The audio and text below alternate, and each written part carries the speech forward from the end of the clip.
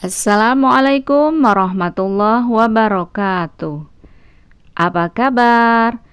Jumpa lagi bersama Bu Ratna dalam video pembelajaran biologi. Untuk kali ini kita akan membahas tentang peranan virus. Bu Ratna juga ingatkan, tetaplah menjaga protokol kesehatan dengan salah satunya selalu mencuci tangan.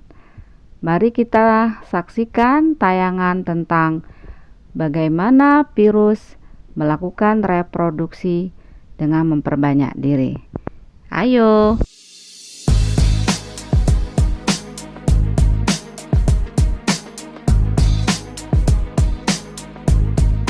This is SARS-CoV-2. It belongs to the family of coronaviruses named for the crown-like spikes on their surfaces. SARS-CoV-2 can cause COVID-19, a contagious viral infection that attacks primarily your throat and lungs.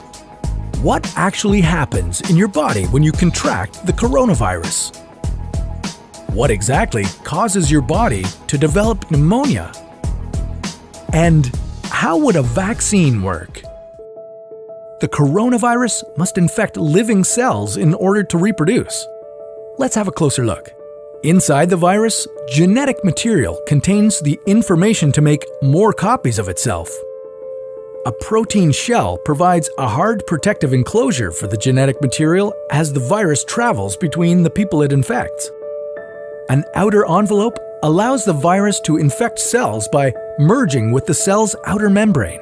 Projecting from the envelope are spikes of protein molecules. Both a typical influenza virus and the new coronavirus use their spikes like a key to get inside a cell in your body, where it takes over the cell's internal machinery, repurposing it to build the components of new viruses. When an infected person talks, coughs, or sneezes, droplets carrying the virus may land in your mouth or nose and then move into your lungs. Once inside your body, the virus comes in contact with cells in your throat, nose, or lungs. One spike on the virus inserts into a receptor molecule on your healthy cell membrane like a key in a lock. This action allows the virus to get inside your cell. A typical flu virus would travel inside a sac made from your cell membrane to your cell's nucleus that houses all its genetic material. The coronavirus, on the other hand, doesn't need to enter the host cell nucleus. It can directly access parts of the host cell called ribosomes. Ribosomes use genetic information from the virus to make viral proteins, such as the spikes on the virus's surface. A packaging structure in your cell then carries the spikes in vesicles which merge with your cell's outer layer, the cell membrane.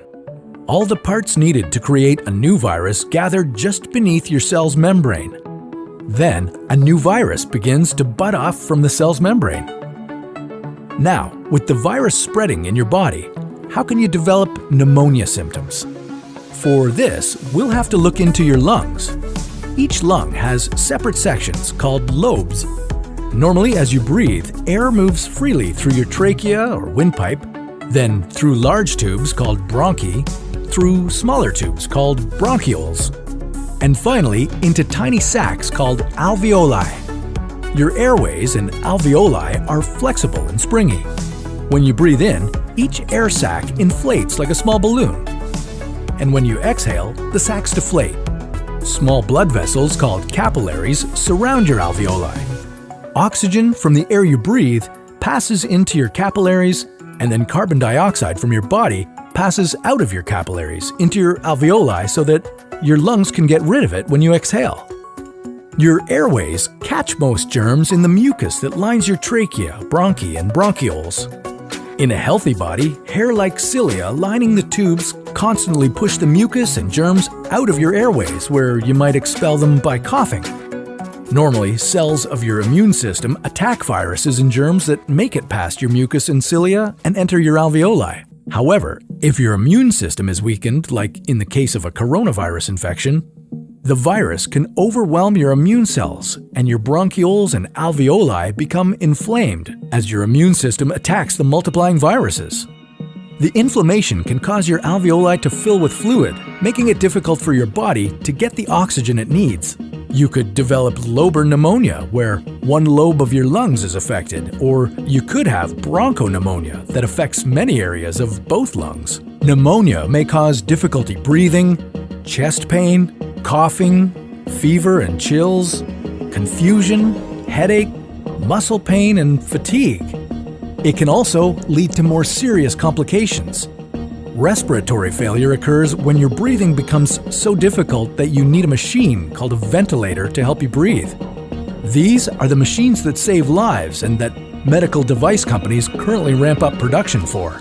Whether you would develop these symptoms. Demikianlah tadi tayangan salah satu contoh peranan virus SARS-CoV-2 yang menimbulkan gangguan pada kesehatan. Semoga bermanfaat.